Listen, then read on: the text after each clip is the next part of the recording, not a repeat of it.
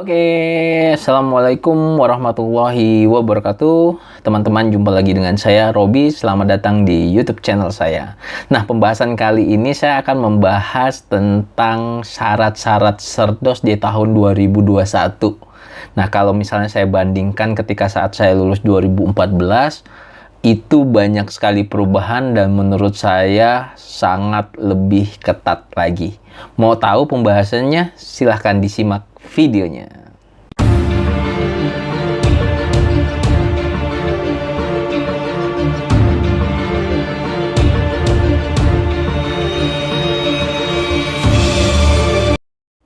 Oke, teman-teman semua, seperti yang saya jelaskan di awal, saya akan coba membahas tentang syarat-syarat sertifikasi dosen ataupun Serdos di tahun 2021 yang saya rangkum dari berbagai sumber.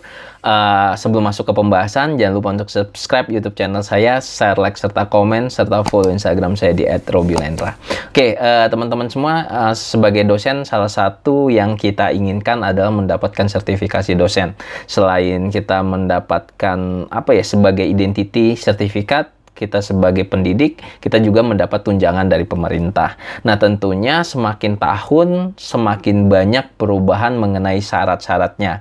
Jika dibandingkan dengan kelulusan saya di tahun 2014, semakin meningkat level syarat atau kesulitan bagi saya untuk melaksanakan Serdos ini. Syarat-syaratnya pun sangat besar banget. Nah, saya akan bahas dan saya coba akan ulas dan bandingkan dengan tahun 2014. Mudah-mudahan teman-teman yang lagi mau Serdos atau yang masih belum lulus Serdos masih tetap semangat, karena sekali lagi teman-teman dapat uang dari tunjangan pemerintah, tentunya sebesar 1 gaji pokok PNS, disesuaikan dengan SK in passing.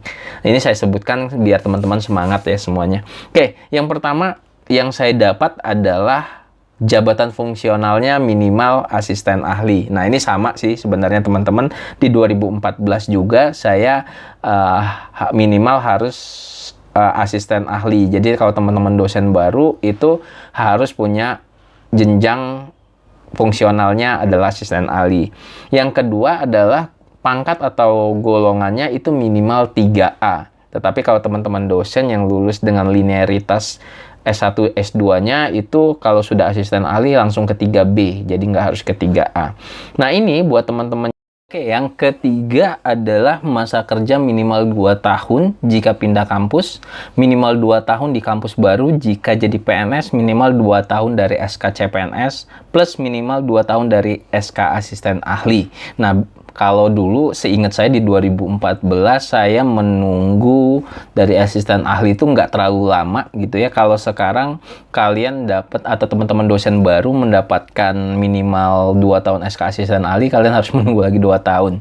Jadi waktunya agak lama gitu ya. Itu sedikit berbeda dengan yang saya alami di tahun 2014. Jadi kalau teman-teman dosen baru itu agak lama menunggunya, tergantung teman-teman juga bagaimana mengurus jabatan fungsional. Nah, selanjutnya adalah TKDA atau tes kemampuan dasar akademik, itu ada minimalnya 530. Kalau saya di tahun 2014 yang lalu itu tidak di batas minimal. Jadi angka berapa saja itu pasti ada pembobotannya. Kemudian tes kemampuan bahasa Inggris minimal 46. Itu juga sama, kalau di tahun 2014 saya nggak ada batas minimalnya. Atau bisa TOEFL jenis ITP, PBT, RPDT minimal 477, 153 untuk TOEFL CBT, dan 53 untuk TOEFL IBT. Gitu, jadi udah ada standarnya baik TKDA maupun TKBI. Kemudian juga, nah ini yang berbeda sedikit, wajib ada pekerti atau applied approach AA yang dikeluarkan oleh PTPS atau mantan PTPS atau kampus terakreditasi A. Nah, di tahun 2014 yang lalu saya nggak menggunakan itu, teman-teman. Jadi saya tidak mengikuti pelatihan pekerti dan AA. Apa sih pekerti dan AA itu? Pekerti itu singkatan dari Program Peningkatan Keterampilan Dasar Teknik Instruksional, dan sedangkan AA itu merupakan program Applied approach. Jadi di situ banyak banget bagaimana mengetahui kebijakan pendidikan tinggi, pengembangan kurikulum, RPS, model student center learning, model pembelajaran dan seterusnya akan dibahas di situ. Nah, bagi teman-teman yang sedang melakukan atau ingin mengajukan Cerdos, wajib memiliki sertifikat pekerti dan juga AA yang dikeluarkan oleh PTPS yang ditunjuk oleh Ditjen Kementerian Pendidikan dan Kebudayaan. Jadi nggak asal sertifikat. Kemudian yang ketujuh yang luar biasa banget, wajib ada LKD dan BKD, laporan kinerja dosen dan beban kinerja dosen selama 2 tahun. Nah, kalau saya bandingkan di 2014, itu kita buat LKD dan BKD setelah lulus Cerdos. Jadi setelah lulus Cerdos kita buat LKD.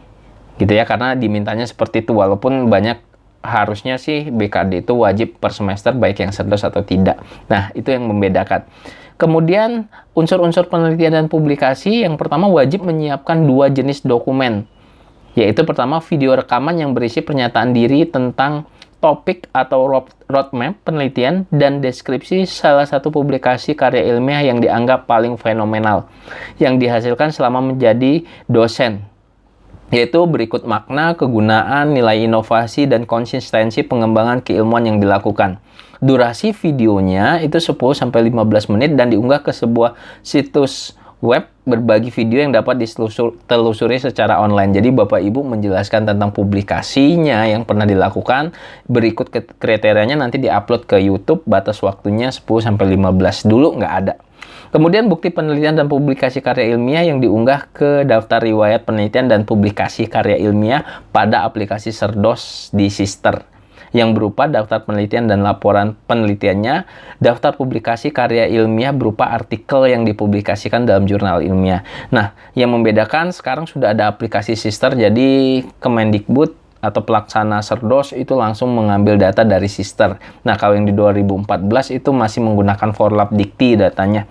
Jadi masih tidak terlalu sinkron, tidak terlalu online dibandingkan yang sekarang.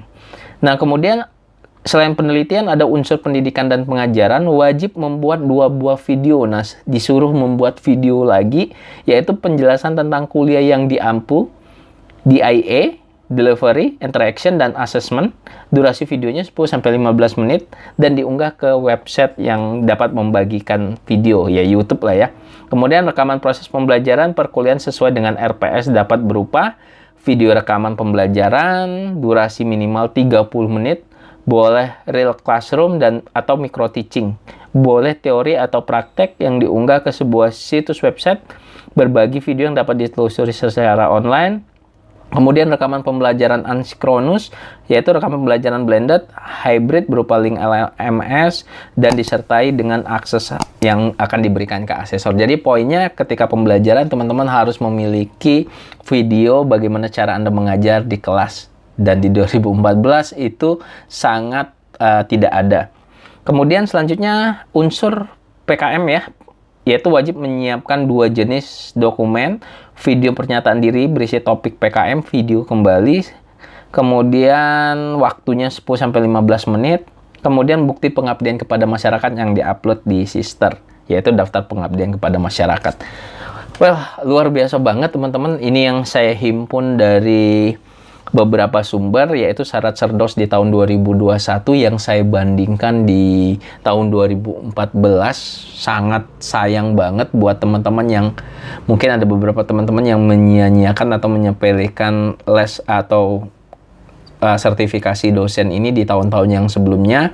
Sekarang sudah syaratnya meningkat ya. Sebenarnya kalau syaratnya meningkat, kalau kemampuan kita ada ya nggak masalah gitu ya. Jadi sebenarnya ini nggak perlu ditakuti juga. Tetapi kalau saya bandingkan dengan tahun 2014, ya alhamdulillah saya sudah lulus dan sudah mendapatkan sertifikasi. Dan mudah-mudahan teman-teman yang belum lulus itu bisa lanjut mendapatkan sertifikasi. Walaupun menurut saya banyak syarat yang harus terpenuhi selain tes yang lainnya gitu ya. Nah, mungkin itu aja pembahasan kali ini tentang konten saya, yaitu perbandingan syarat Cerdos di 2014 dan tahun 2021. Kita ketemu lagi di video-video selanjutnya. Terima kasih buat teman-teman yang sudah mensubscribe YouTube channel saya. Jangan lupa yang belum subscribe, kita tutup. Assalamualaikum warahmatullahi wabarakatuh.